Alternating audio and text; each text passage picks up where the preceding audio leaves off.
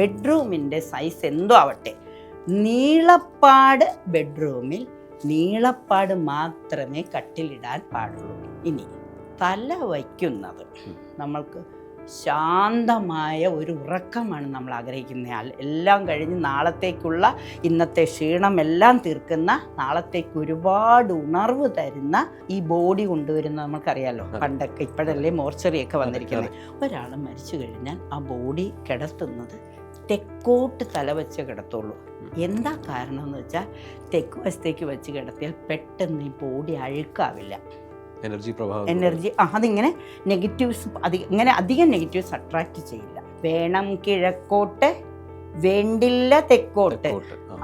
ദുഃഖം പടിഞ്ഞാട്ട്, വേണ്ട വടക്കോട്ട്, വേണം കിഴക്കോട്ട്, വേണ്ടില്ല തെക്കോട്ട്, ദുഃഖം പടിഞ്ഞാട്ട്. നമുക്ക് ഉറങ്ങണമല്ലോ. എത്ര ക്ഷീണിച്ച് അല്ല ഇങ്ങനെ നമ്മൾ അവശ്യമായി വരുമ്പോൾ നമുക്ക് ഉറങ്ങാൻ കിടക്കുന്നത് വലിയ ബെഡ്റൂമും ചെറിയ ബെഡ്റൂമും ഒക്കെ ഉണ്ടാവും. ബെഡ്റൂമിൻ്റെ സൈസ് എന്തോ ആവട്ടെ, നീളപ്പാട് ബെഡ്റൂമിൽ നീളപ്പാട് മാത്രമേ കട്ടിലിടാൻ പാടുള്ളൂ.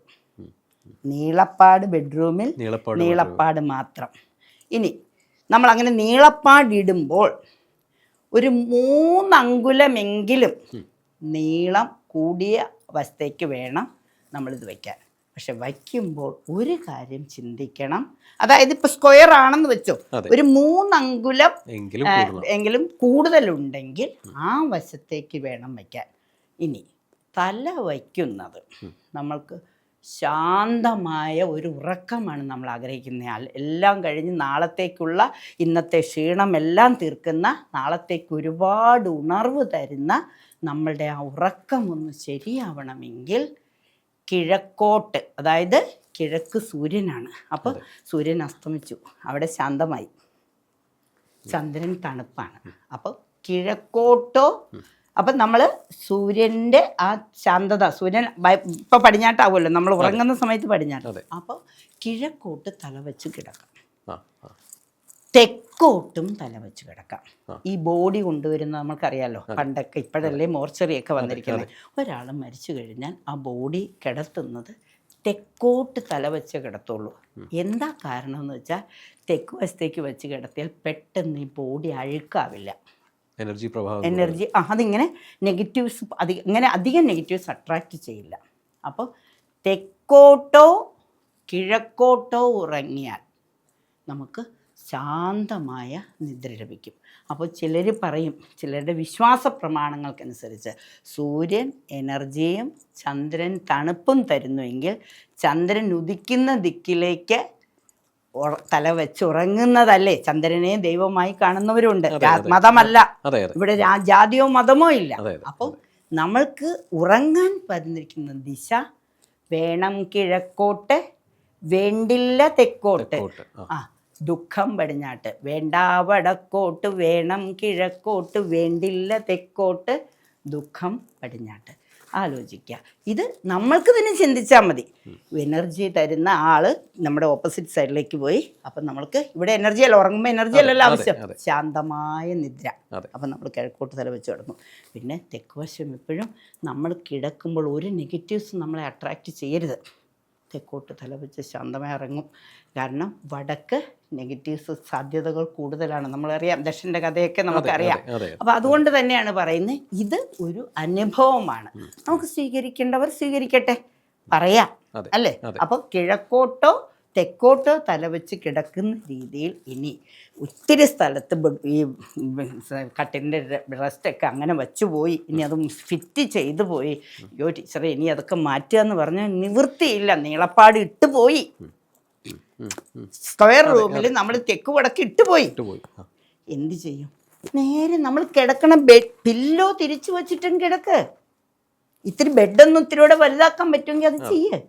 ഒന്നും വേണ്ട, ഇത്തിരി കോണിലെങ്കിലും കിടക്കാൻ നോക്ക്. മനസ്സിലായോ?